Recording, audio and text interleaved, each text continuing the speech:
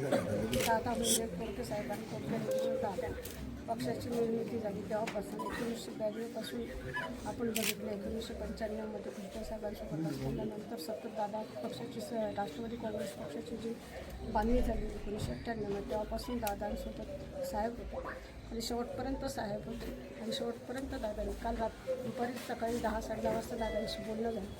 उद्या या मी संजय राव आपण बोलू आणि आपण हे करू अशी चर्चा काल झाली. रोज फोनवर बोलणं होतं.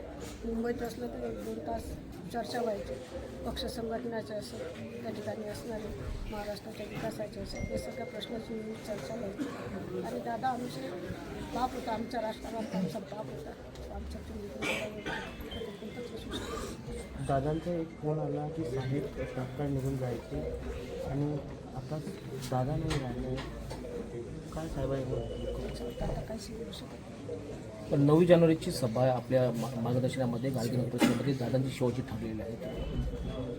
महानगरपालिकेच्या निवडणूक होता.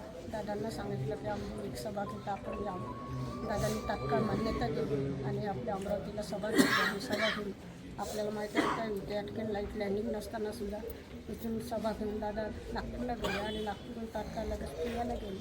म्हणजे एक विश्वास होता त्यांना. एक ही सभा झाली त्याचा आनंद त्यांनी गाडीत घेऊन दाखवला.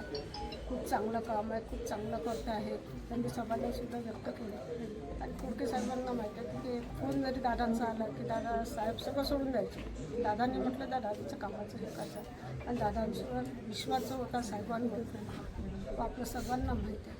दादांशिवाय आमचा राजकारणात म्हणा कुटुंबात एवढा मोठा माणूस आमच्यासोबत असं ना म्हणजे आमच्यासाठी खूप गौरवाची आणि त्याची आता दादा राहिले नाही हा विश्वास